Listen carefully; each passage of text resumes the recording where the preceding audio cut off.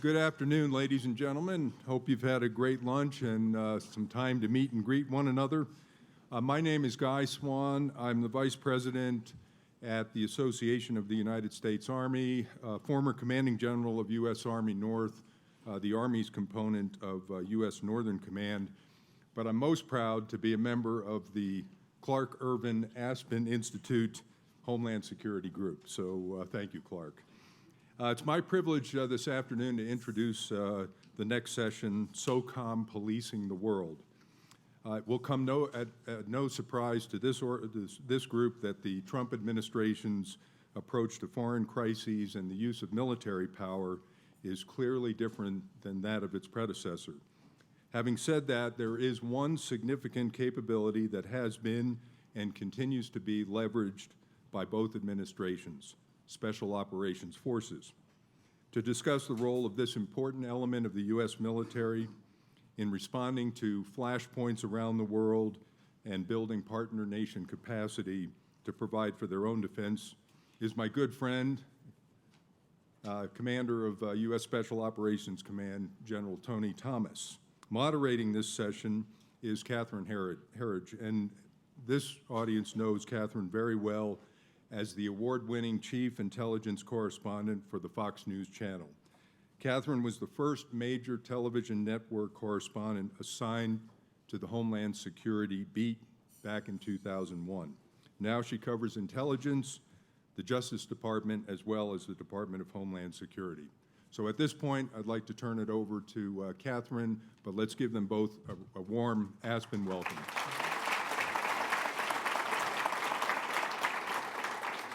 I'd like to thank the Aspen Institute, Clark Kent Ervin, Walter Isaacson, John Hogan, and his team. So General Thomas, what do you say we unpack the title of our panel first? Is that how you see it? I'd love to unpack that title. Truthfully, it gives us an opportunity to debunk some mysticism about Special Operations Command. Clearly, we are not the world's cop. We are not a panacea. We don't do anything by ourselves, and we aren't doing things that aren't, highly supervised. So there's no off-the-reservation, wild Indian activities. So if it implies that, I'd like to dispel that right from the beginning. What I do think it does impart is that we are very, very relevant to most, if not all, the national security challenges that have been discussed through this forum, and that are certainly discussed in other forums. I think we're a great return on investment. I hope you'll think that when you consider for all our varied activities right now, 8,000 people in 80 different countries around the world, we're doing that on 2% of the DoD budget and 2% of the DoD manpower. The concern is, and I think that what the title really gets is, are we overemployed? Are we overused? Are we overextended or used inappropriately? And truthfully, that's something we look at all the time. We are actively trying to work ourselves out of a job everywhere where we are. Whether that's concluding in a peaceful environment for some of the early discussions we had for Afghanistan. I've been there every year since 2001, except for the year 2008. I spent that lovely year in Mosul, Iraq, so I know that fight intimately. We're anxious to finish there, to win. But as we try and work ourselves out of a job, that's one way that we can reduce the operations tempo for our command. And we're also trying to leverage others. I mean, again, we don't do anything by ourselves. We're probably guilty of trying to do too much by ourselves from time to time, but whether it's trying to leverage our other partners in DoD, our allies, our interagency partners, we're actively trying to do that to reduce the tempo while we prepare for other things, because there hasn't exactly been a peace dividend or a respite in our portfolio now or lately, and we need to stay ready for that. So that's the balance. You've been working the counterterrorism problem set now for 37 years? I've been in the military for 37 years, certainly very focused on the CT problem since 9/11. I was a Ranger Battalion commander and deployed to Afghanistan about 2-3 months after that as a lieutenant colonel. So I laugh now when I read the articles that the generals are all at fault. I kind of take that personally, and then I think, wait a minute, I was a lieutenant colonel when this all started. I shouldn't take it too personally, but reality is we've all been at this for a while, and we've made huge gains in some regards, and in other places we've allowed a phenomenon to metastasize, and we've got a lot of work left to be done. Some people here may not realize that General Thomas really played a central role in the takedown of Osama bin Laden in 2011. Take us through that moment when you knew that we had him. You had to go there. I did not shoot bin Laden. Just for the record. And there will not be any books or movies that describe. You have to be a SEAL to write a book, right? Oh, see, don't be challenging. Oh, I'm sorry. We're going to move on from that. I'm sorry for my SEAL friends in the crowd. I do not approve of that statement. Okay, thank you. You're throwing me under the bus already. Yeah. Okay. This is going to be adversarial here, Yeah, very, I can very see quickly. that. I was blessed and honored to be Admiral McRaven's 2IC. I was his deputy commander for that time period, so I was forward deployed. For that event, truthfully, at the time, it seemed incredibly cathartic. In fact, when I think of hearing the code word Geronimo, which is in too many books and movies, I was absolutely flushed, thinking, man, it's been a long 10 years. A lot of hard work went into this. It seemed like a seminal moment, and truthfully, it's actually brought home, I think, the lesson that was one guy, albeit a pretty powerful and symbolic guy. He's one guy on top of a network, and if you don't dismantle the whole network, if you don't address the ideology, you've killed one guy. So again, to me, it was needful. It had to happen. I think it was good for the country to know that we would relentlessly pursue somebody who had attacked us. But reality is, it was just another stepping stone in this kind of epic fight that we've been at. While we're on the subject of terrorist leaders, it's been since November of last year that we've heard from the ISIS leader Abu Bakr al-Baghdadi. He doesn't write to me anymore. I'm disappointed about that. But no. Is he still relevant? I mean, does he matter? He's absolutely relevant in the sense that he's the iconic head of ISIS, right? So he got up and proclaimed the caliphate. To your point, we haven't heard from him lately. He's been an utterly ineffective leader by our assessment, if at all, as opposed to Zawahiri, who's still trying to hold on in the Al-Qaeda time or framework. Baghdadi, you literally have not heard peeps from him. Alternately, I monitor the same reports that everybody else does, that he's dead. No, he's not quite dead yet. He might be south of Raqqa. The bottom line is we will get him eventually. It's not safe for him on this earth for what he's done and what his organization has done. But in the meantime, we have absolutely dismantled his network. I mean, everyone who worked for him initially is dead or gone. Everybody who stepped to the plate the next time, dead or gone. Down through a network where we have killed, in a conservative estimate, 60,000 to 70,000 of his followers, his army. They declared an army, they put it on the battlefield, and we went to war with it.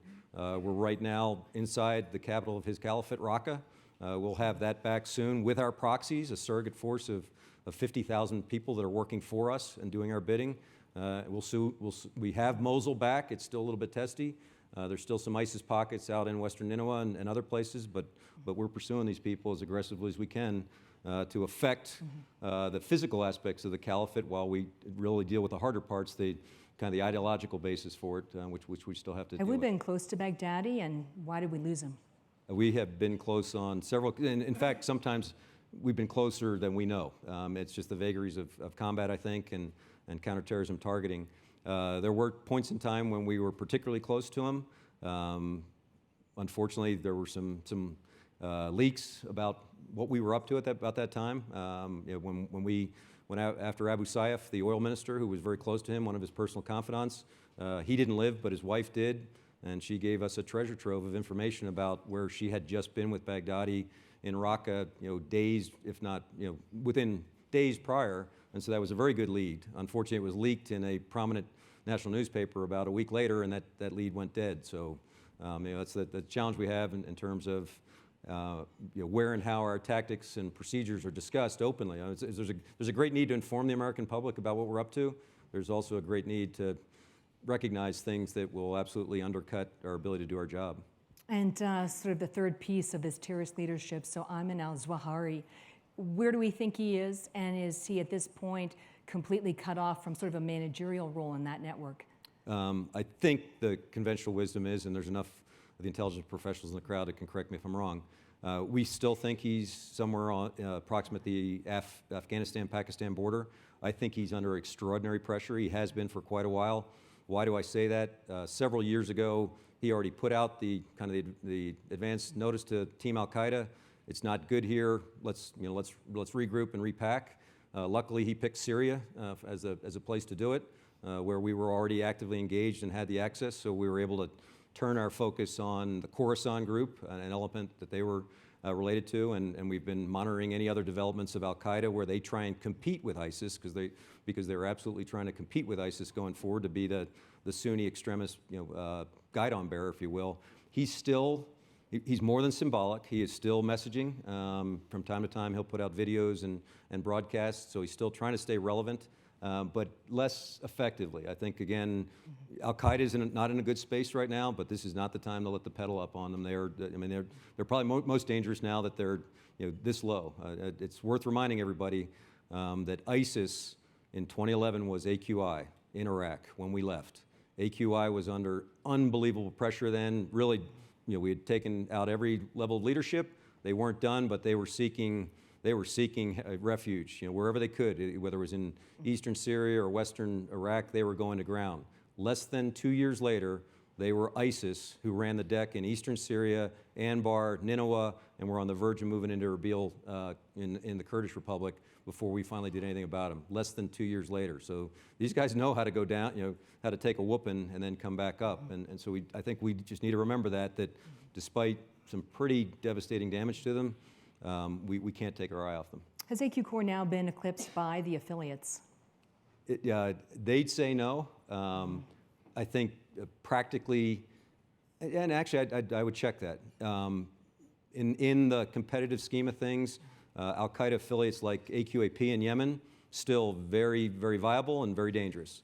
Nusra in Syria, viable and dangerous.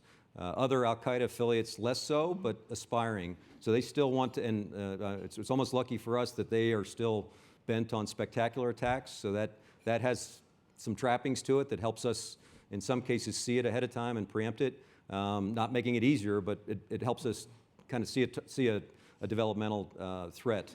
ISIS is swinging large and almost indiscriminately. If you've read their publications, Ramia now, Dabiq before, they literally are just asking anybody with the inclination with a knife or a pickup truck or whatever you can do, go down, mow down Westerners, for the good of the cause.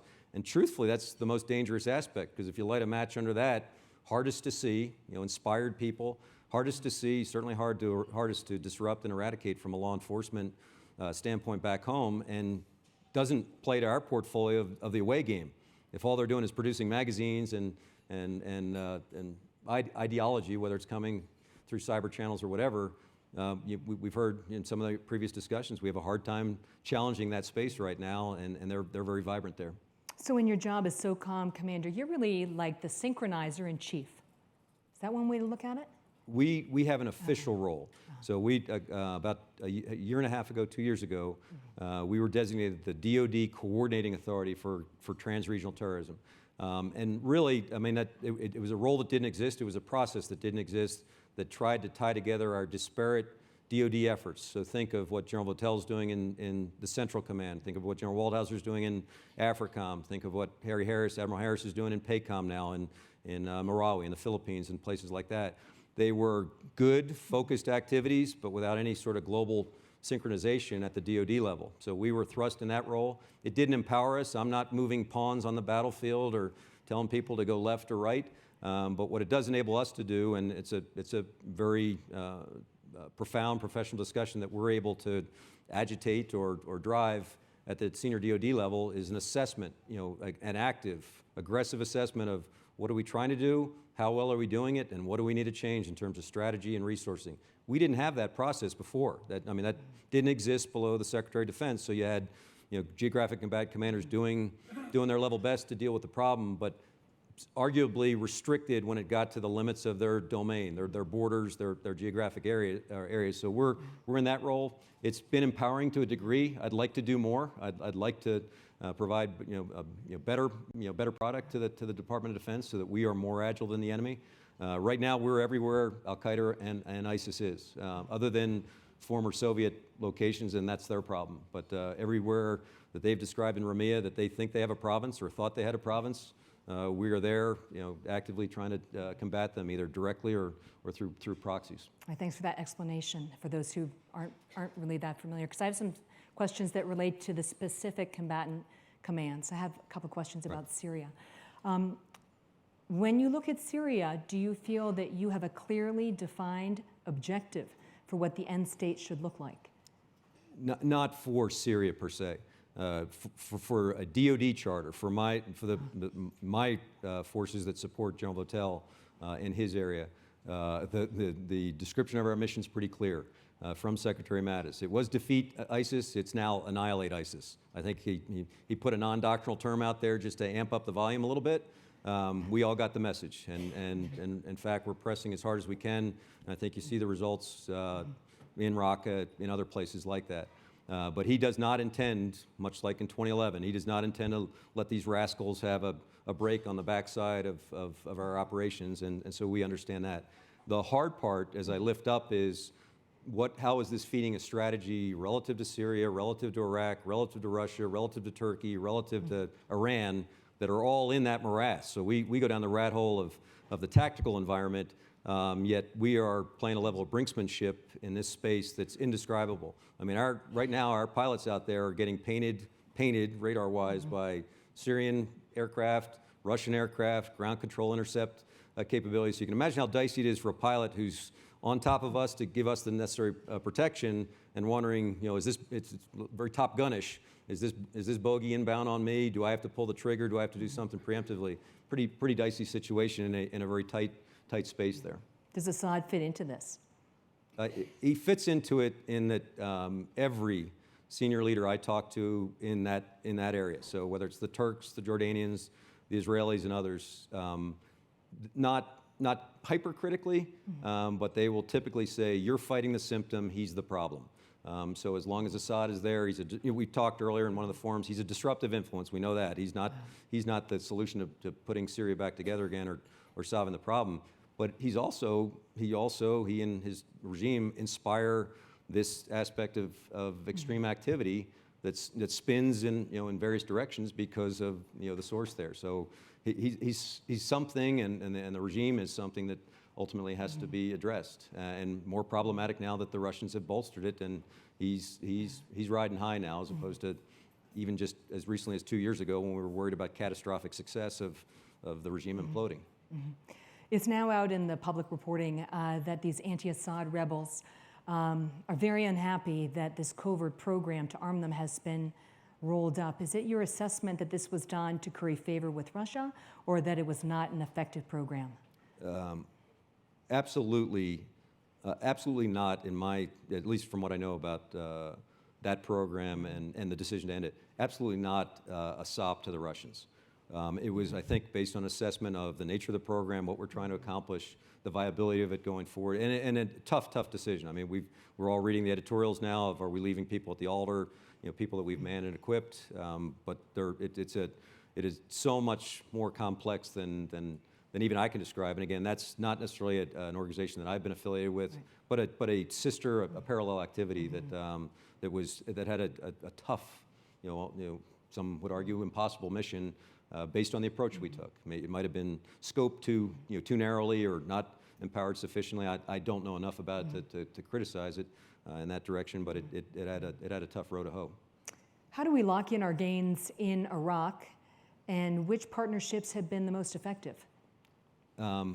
Interestingly, the partnerships, at least from a military standpoint, were with the guys that we invested the most in. So the counterterrorism service that we had spent a lot of time in our many years in Iraq, they were our go-to force when we came back out there. We've been able to cultivate others. I was personally disappointed with the Peshmerga. I spent a whole year. I spent 15 months in Mosul, so I knew the Kurds very well. They talked a good game. It was a pretty army. It didn't fight very well when push came to shove. So we've had to bring them up to a level of competency that you would have hoped was better beforehand, but they are now contributing pretty actively.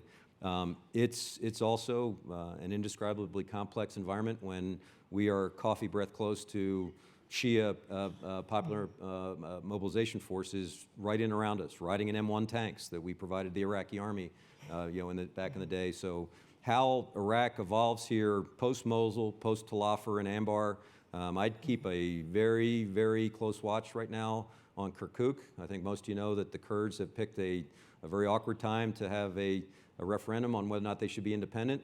Kirkuk is absolutely part of their vision of Greater Kurdistan, always has been. You pick up a Kurdish tourist map and you'll see it there. And it's absolutely a point of departure with the government of Iraq, whether it was Maliki before or with the current administration. I don't think they're going to say, sure, take the Kormala oil fields and Kirkuk and go your way. It's not going to go peacefully. So again, you'd think Iraq, of all places, we took the hardest part, Mosul. No, not so much. A difficult task, a city the size of my hometown of Philadelphia, but it's it is still lots of work to do. And to your point, the hardest part of how you finish, arguably we haven't finished anything very effectively over the last couple decades, from a military standpoint. We have a big, and it's not just the military, it's a whole government approach, but how are we going to finish in Iraq?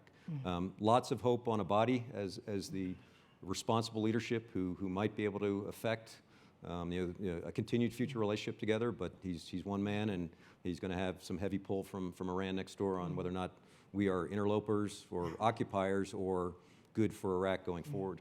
One of Iran's objectives in the region has been to establish what's called a Shiite crescent, extending from Iran through Iraq, Syria, and then into Hezbollah in Lebanon. What evidence is there that they've made progress to achieving that goal, and what does it mean for us and the regional partners?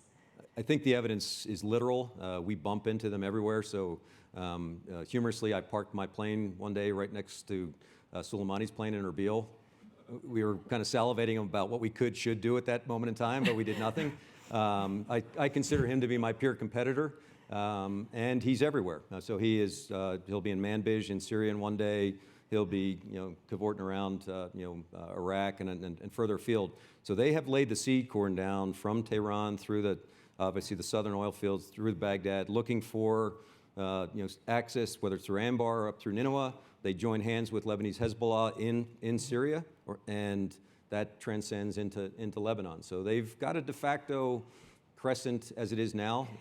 And whether or not we did that discovery learning, again, every Sunni leader that I deal with out there, and the prominent Sunni leaders, will point out that that's the result of your 16 years out here.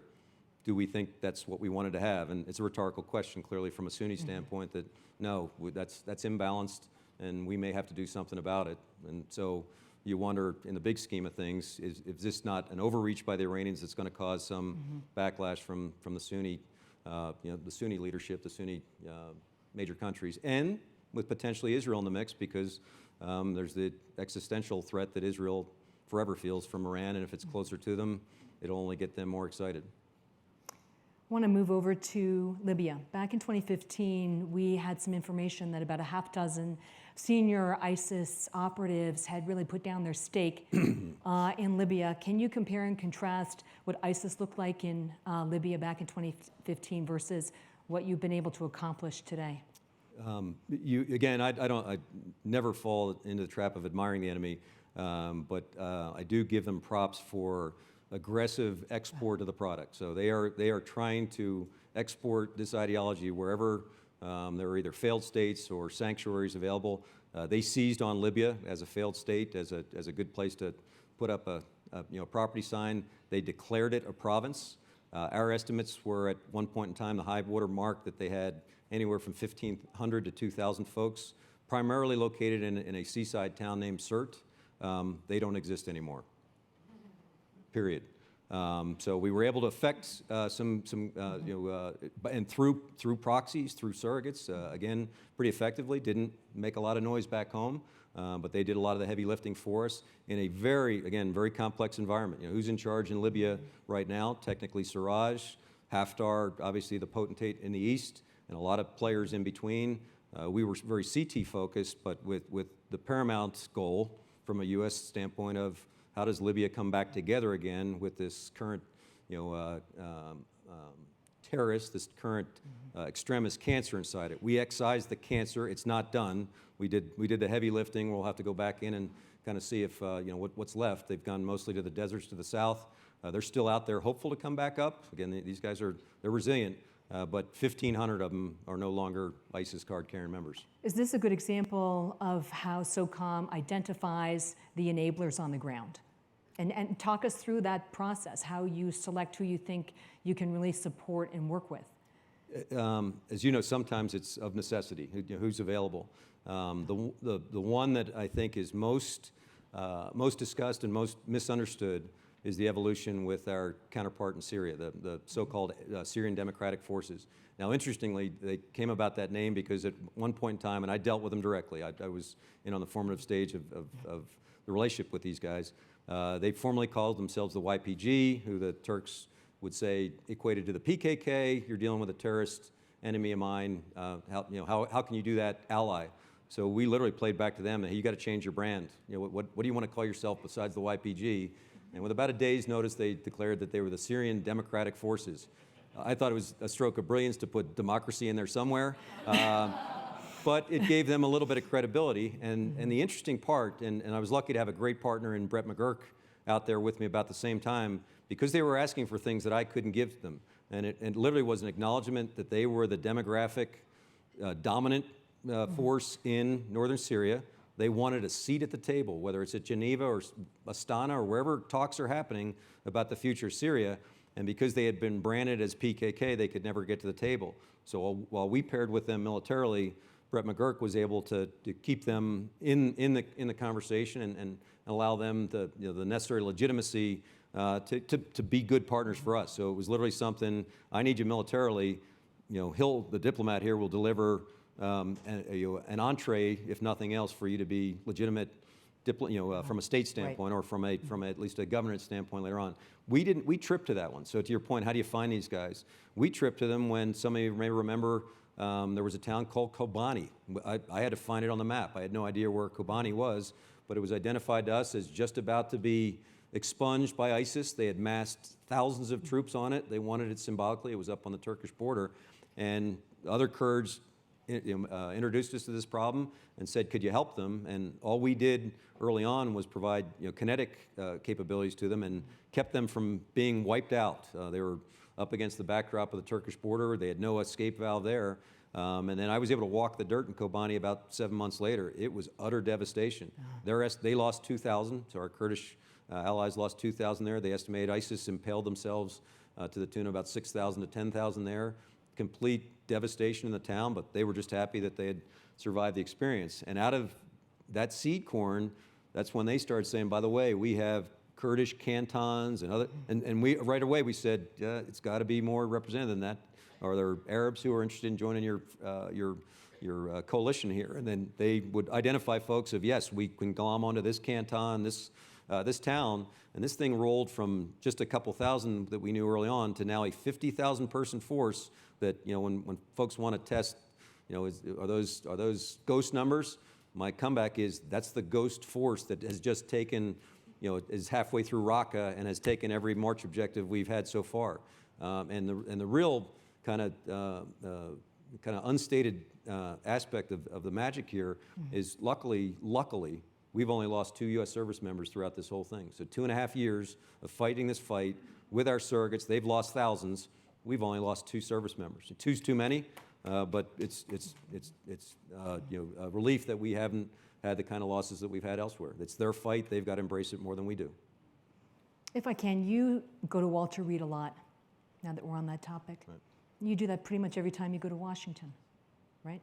It's selfishly, it is so inspirational that I'd like to think I'm going to buoy their spirits, but every time I go, and you accompanied me on one occasion, I mean, I'd encourage any of you guys, they'd love to see you, but go in there and you'll walk out with one of the best buzzes you've ever had in terms of resiliency of human beings, of American service members who are not the least bit self-pitying.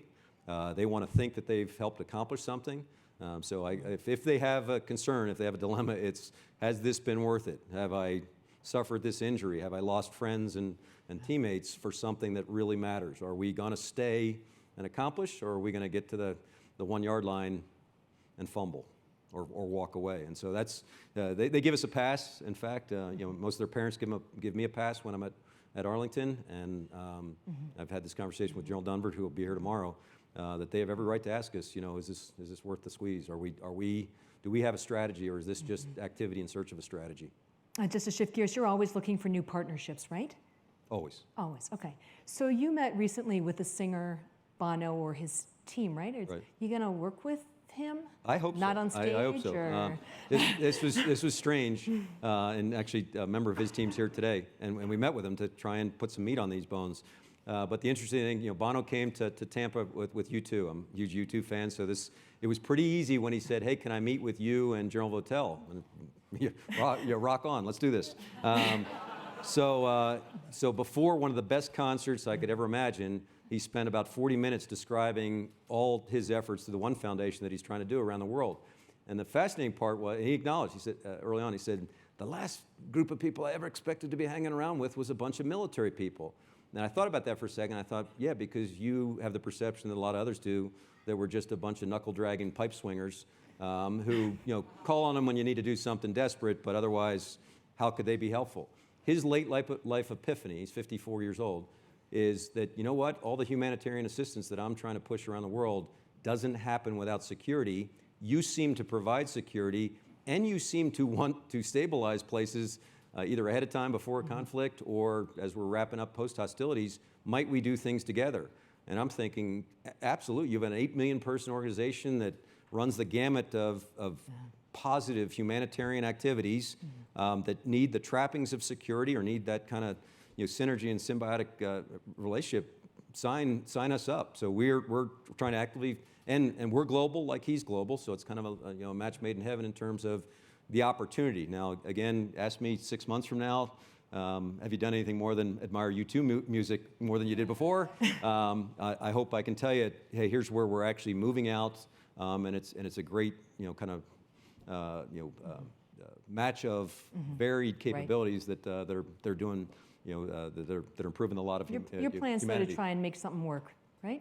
And I think it's free money, so why not? He literally is offering the entree for to marry up with his activities. So, and there's others out there like him that I think we have not taken advantage of in the past. They're also turning their focus on, which absolutely plays to our our strong suit or our priority effort. They're about countering violent extremism now. They want to get at the aspects of the ideology, the root causes and all. So again, you'd think while you go mosey down that lane, might we have some things we can do together? I think it's a powerful opportunity, if nothing else. One thing I've heard consistently from people who work in your space is that you've been at such a high operational tempo now for 15, 16 years. How does that impact your ability to plan and prepare for other contingencies, especially now that North Korea is getting so hot? Right. I won't poo-poo the challenge. Business is very, very good. That doesn't say good things for national security necessarily. We are trying to minimize or to work ourselves out of current missions where we can to recap and have capability.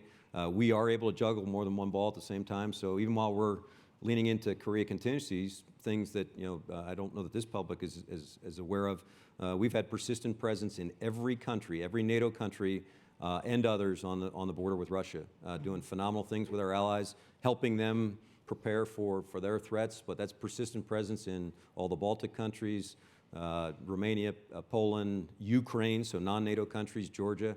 It's a great environment for us where we're able to produce. You just had a trip there, didn't you? I was just out in Lithuania, Estonia, Finland, Ukraine, and Poland.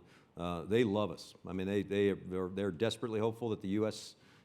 Continues to provide a leadership role there. They are very concerned about their adversary next door. They make no bones about it. That's an adversary next door, and they're very concerned that they don't lose their hard-won freedoms. A guy my age in Lithuania and Estonia lived for 30 years under the yoke of the Soviet Union. They are happily liberated right now, and they hope to stay that way going forward. So what's the message that this capacity building is sending to Russia? What message is being sent by this capacity building on its border?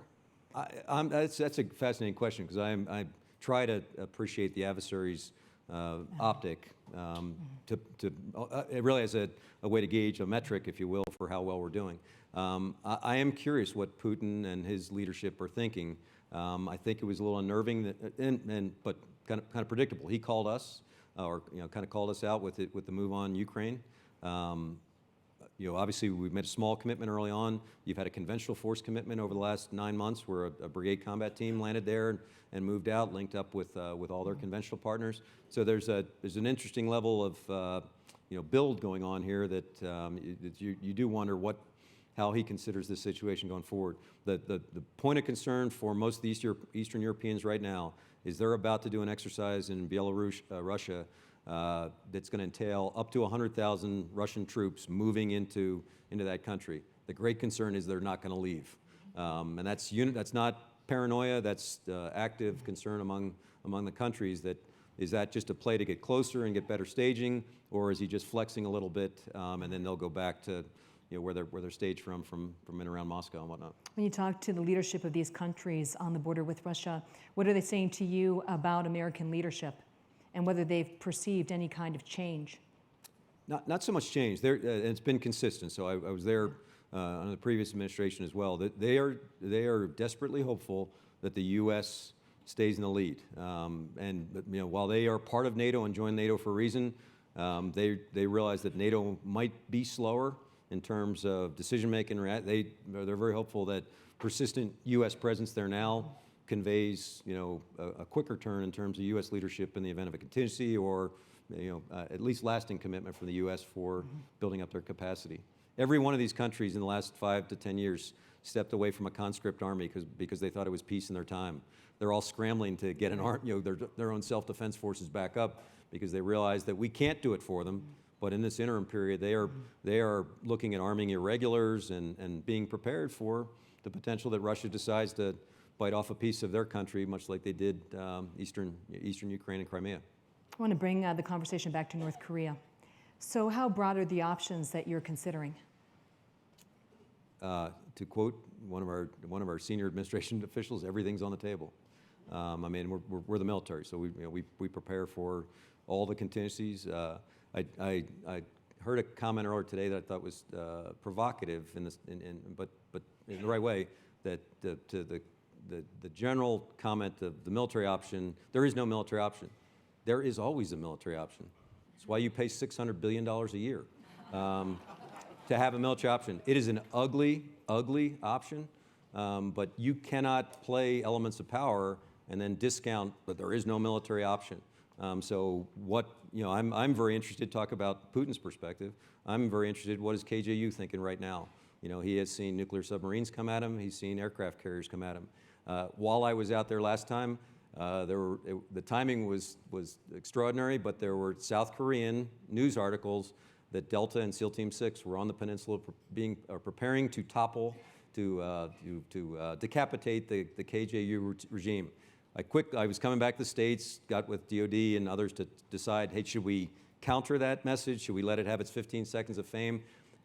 Humorously, I was talking at an academic institution. I said, I just read the same disturbing things you did this morning, that these units are supposed to be on the peninsula. That is absolutely not happening. I had to call back to SOCOM to make sure it's not happening, but it's absolutely not happening. But it could happen. But I thought, interestingly, what does KJU think right about now? Because he's seen a nuclear sub come at him, an aircraft carrier come at him. He may or may not have special operations poised to do things. So as we play this, and it's not play, as we throttle, the level of deterrence, deterrence theory in action, obviously he needs to appreciate we have both the capability and the will, part of the pillars there. But I'm very hopeful that Secretary Tillerson's conversations are going to have some needful gains vis-a-vis the Chinese, and however we get to talk to the North Koreans eventually. But in the meantime, if I took a poll here in this audience of, would you expect your military to be prepared, for the contingencies that might come if somebody blinks? I think your answer was yes. That's why you're there, brother. Otherwise, get off the stage. So we're preparing like the rest of the military is. So you're not ruling out having your guys on the peninsula? Again, that's somebody else's decision. We've been told to be prepared. That if and truthfully, the discussion earlier, and I'm not as sanguine that he doesn't have a capability to reach out further than Seattle right now. I'm not as sanguine that he can't put a device the size of a Hiroshima. People take solace in the fact that we think he can only put something the size of a Hiroshima bomb onto a missile right about now. That's not comforting to me. So as he, and the aspect, I mean, I've heard it debated over a couple of venues here. Everything I'm hearing, I'm not an intelligence expert, but everything I'm hearing is he and the regime are inextricably tied to their nuclear program. Good luck trying to split it apart. So good luck, diplomats, good luck sanctions, good luck the things that precede potential military actions. But if it fails, again, I don't think that's the time you want us to be. You weren't thinking about this? You weren't prepared for this? No, so we're doing prudent military planning and preparation for whatever the situation may entail. You recently took on the WMD portfolio. Because we weren't busy. You weren't busy enough, right? Yeah. So what's the status? How far along are you in that mission? We just picked it up in January. Again, much like the CT, the counterterrorism portfolio, we were asked to be the DoD lead to take a global look at what we're trying to do. A fantastic mission set that absolutely exceeds special operations. Picked it up in January. I'm hopeful in August or so to be able to sit down with Secretary Mattis and give him an assessment of what our policies and objectives are, which are varied and different, what we are doing from a DoD standpoint, some reflection on what interagency partners are doing, what international partners are doing, and then really to play the role of, if we're, as we are serious about the WMD portfolio, and we're very serious, here's where we ought to change the strategy, here's where we ought to resource more extensively. I think, I think intuitively it's going to bring out the fact that we are not sufficiently resourced from an intelligence capability, left of bang, left of crisis, to see everything from dual-use technology to other nefarious activities out there. So I think we're going to point that out and, more importantly, come up with ways to make sure our country's better defended from this threat that runs across a bunch of different actors. So it's state actors, it's terrorist actors, it's others who would love to get their hands on a weapon of mass destruction. Is this White House listening to your counsel?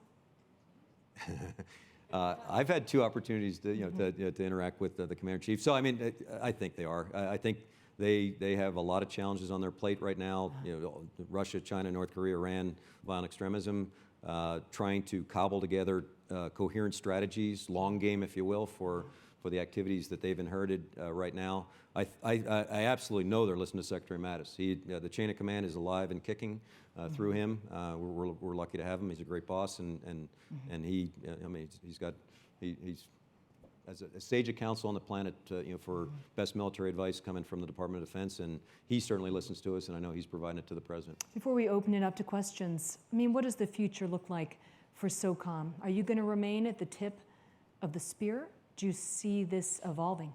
I think we are attractive in terms we give different options, unconventional options to decision makers. Sometimes a smaller footprint, smaller resources, maybe more discrete application, if you will. My biggest concern, and again, great to be in venues like this and other venues, is the need for us to transform. So I will name the senior executive, very, very senior executive of one of the biggest companies on the planet, came to visit us recently to talk about innovation. And he felt compelled to give me a report card after sitting with us for about 24 hours with my good mentor, Admiral McRaven. And he said, you guys clearly hire the right people. To the question that Director Pompeo got last night, we're still blessed with getting the best talent in America. I mean, unbelievable talent that comes into our ranks every day from all walks of life. So you definitely hire the right people, his assessment. You prototype pretty well. And then he said, but you suck at deep learning. You are you haven't even taken a dip in the pool here.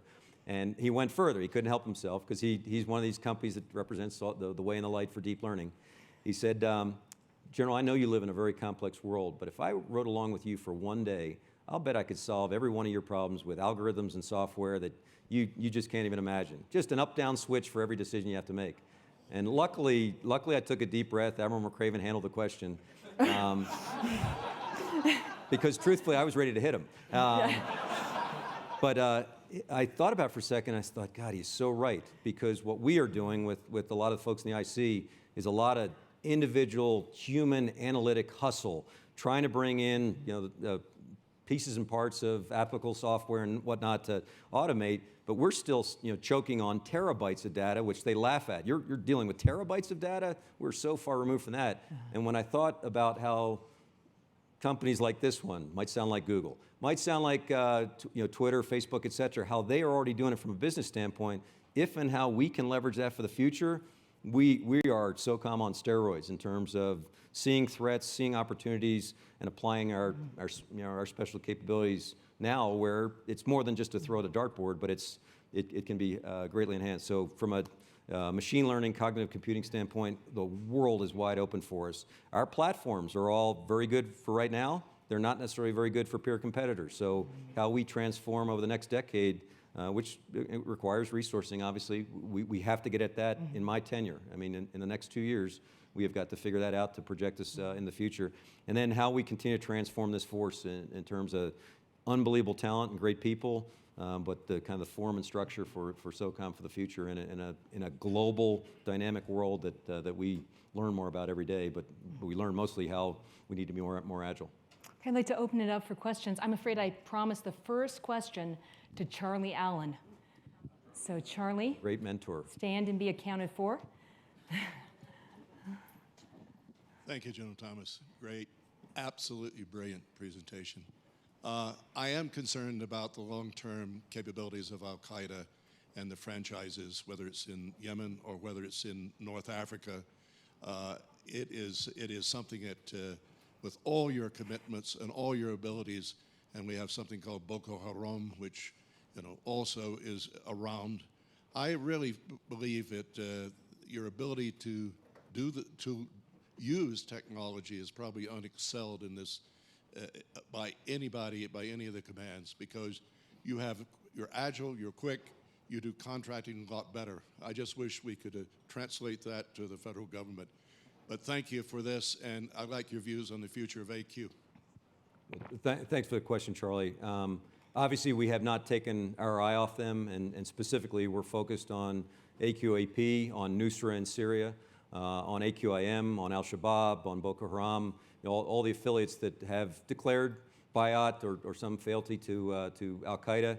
In some cases, they aspire to swing bigger sticks. In some cases, they are localized. And when Nick talked earlier, there is an effort to try and make this a local problem where local governance, local police activities, things like that can take care of it, short of these kind of open conflicts that we're currently encountering. But we are absolutely not taking our eye off them. It's a competitive market. I've watched with interest analysis on whether they would ever consider merging with ISIS. Reality is, in some places on the planet, there are AQ affiliates who are absolutely, they have symbiotic relationships with ISIS. So it's not like they can't merge. In the bigger scheme, I don't put a lot of money on that.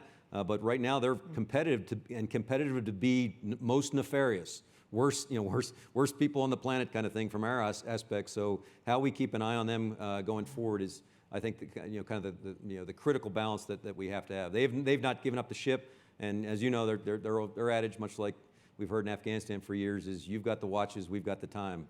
We can outlast you. And so how we, in the wake of our military and our interagency efforts, get governance and law enforcement in place in these varied locations. I mean, right now, we are lead dog, at least supporting or lead outright in Afghanistan, Syria, Iraq, Yemen, Somalia, Libya, Philippines, and everywhere else they're cropping up. So, and that's a mixed bag of ISIS and Al-Qaeda that are competing with each other. Okay, right down here in the front. Robin Wright. I want to ask you a question, the variation of a question I asked Nick Rasmussen this morning. Given your battlefield experience in facing down various extremist movements, given the planning you obviously are doing for the future, can you kind of project what you think the evolution of various extremist movements might be, both in terms of their tactics and in terms of their goals? And secondly, on Charlie's question, Hamza bin Laden, the son of Osama bin Laden, has been visibly emerging over the last 2 years in audio messages and so forth. And Ali Sofan's new book writes extensively about him emerging as a younger generation leader who might revive or re-energize Al-Qaeda. Can you talk to also about his role and how important you think he might be? No, I'm glad you mentioned it, because it's part and parcel to Charlie's question. We've had this interesting phenomenon of senior Al-Qaeda in quasi-house arrest in Iran, of all places. I've never kind of been able to figure why, you know, what allowed that to happen and why is it continue to go. But last seen somewhere between Iran and Syria, trying to come back out and at least leverage the family name Wasta going forward. But he's absolutely trying to get the band back together and galvanize, you know, life after, whether it's life after Zawahiri or just life after, you know, the current phase. So we're watching him and them closely as well, Saif al-Adil and others. To the evolution of the threat, again, worst mistake we can make is to not give them credit for leveraging everything that's available. And so I missed Secretary Kelly's discussion the other day. We are working very tightly with him in terms of Homeland Defense and making sure there's not gaps.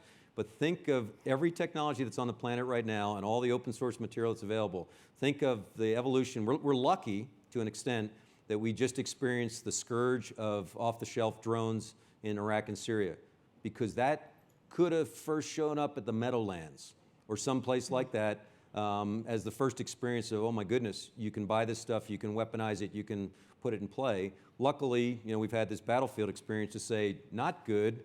In fact, where we had air superiority, they had a level of superiority underneath us, you know, dropping little 40 millimeter rounds on our heads until we came up with new and exotic ways to defeat them, not just from small arms, but with RF impulses, cyber effects, et cetera. But give them credit. They saw that, wow, they have everything in the air, you know, they have air superiority. They completely own the airspace. We're coming in underneath that for $500 a copy of a quadcopter or whatever it is. So give them credit for everything that's available. They'll continue to try and, you know, to work it going forward in terms of their evolution. And we got to stay ahead of that. I hope that answered your question. Okay, I'm going to take a question from over here, just in the back. The gentleman.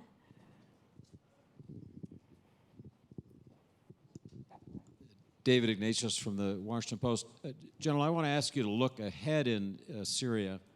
Michael Gordon of the New York Times and I were lucky enough a few weeks ago to go into Syria with your Special Operations Forces and see what they were doing.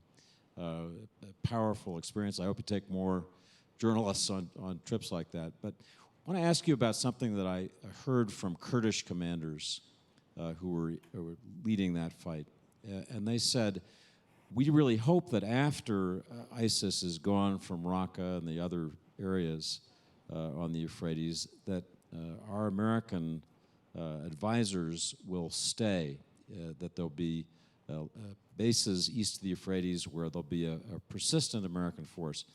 Obviously, that's a policy question that in some ways you wouldn't want to address, but maybe you could just speak militarily to the advantages of having a platform like that, the potential costs of leaving these allies we've worked so closely with in recent years. Right. David, it won't surprise you. I'm going to spin this in three different directions. So first part would be, to your question, advantageous to us to stay there with them as long as there's a CT threat that we have to deal with. So they have been our surrogate force maneuver-wise, while we have been bringing every other aspect, all the tools of the trade that we can to great effect. So still much until and unless we stick a fork in ISIS and they're done, very, very advantageous. And a stabilizing capability for a part of Syria, certainly not covering it all. Here's the conundrum. We are operating in the sovereign country of Syria. The Russians, they're stalwarts, they're backstoppers, have already uninvited the Turks from Syria. We're a bad day away from the Russians saying, why are you still in Syria, U.S.? I mean, it has come up in the form of some close calls there, but it'll be hard. I defer to the lawyers in the crowd and others in terms of international law on the basis for us staying there other than our CT writ. We went there for all the righteous reasons, but if the Russians play that card, we may want to stay and have no ability to do it. They could play it out. The other part and you saw it, the Kurds can help themselves here. They've still got a branding challenge going forward, and the Turks remind us of that every day. The first time Brett McGurk and I went out to this very old, cold guild hall in Kobani, right on the Turk border, we went in there, a bunch of somber, technocrats and military people, and whose beaming face is looking down on us from the front of the guild hall, but Öcalan. And we said, hey, that's got to go. You cannot hold on to Öcalan and have any chance of legitimacy in the construct we're in. So you're either something different, something something that has legitimacy, and you saw part of it. So the interesting part, and we're too close to the problem, so I was glad you got out there to give a different perspective. They're doing something unique to every other circuit we've worked with in the last decade and a half, and that's they're governing in their wake. They are providing representative governance. You got to see it. It's not perfect. It tends towards socialism, but socialists where their women are as empowered as their men, by the way, out actively fighting and actively leading and throughout their leadership there. But they're governing in their wake. So there's something, McGurk and I discussed it at length, there's something special about this that whether or not we can embrace it going forward, whether it can be part of the future fabric of Syria, let's see. But again, luckily they're at the table now and at least having an opportunity to represent themselves. But they got to work on their own branding. If they continue to keep linkage to past product or PKK linkage specifically, the relationship is fraught with challenges. Okay, so one more question. The gentleman over here, please.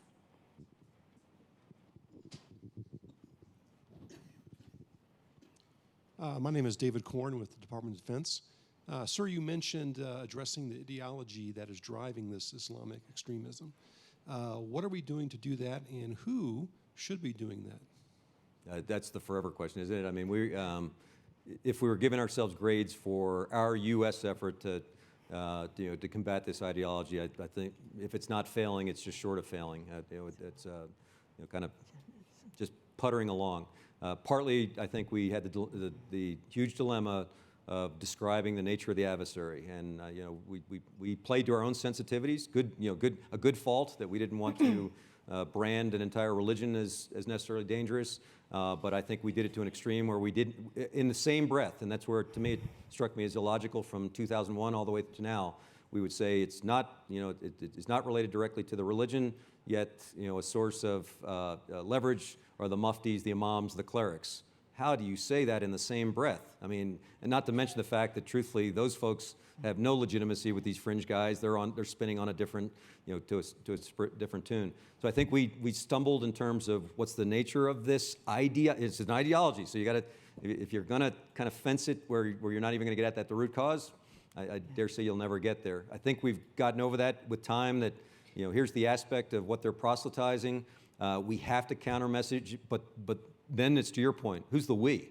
It's not a bunch of Anglo-Saxon Christians messaging out on, across the, now in Marawi, not just in the Arab Street, not just in the North African littoral. How do you get the right legitimate counter messaging out there? Again, I'd go back to these. There's a fascinating opportunity here. Who's into this already right now? Google, Twitter, Facebook. They are already designing. They have algorithms to find out who's on the wrong websites right now. I'd love to know that from a targeting standpoint. That'd be very handy. They then go one step further to say, hey, don't hang out there. Come into the way and the light. Go this way. There's an alternate course there. Now they're doing it as much from a, indemnity, concern that we don't want you hanging out on Facebook on that website where I might have a, legal problem down the road. But it's free money. It's effective to a degree, and it's massive. I mean, it's these companies that are doing that out there. So there are mechanisms, and then culturally across, who actually informs that better. We better be finding new partners all the time, because there's a lot of other people that know this problem and can identify the root and the fixes much better than we can. And we're still not where we need to be. General Thomas, our time has run out. I want to thank you and your wife Barb and your kids for all of their service and for putting the nation first. This has been a personal highlight for me. Thank you for being so generous with your time, and thank you for coming this afternoon.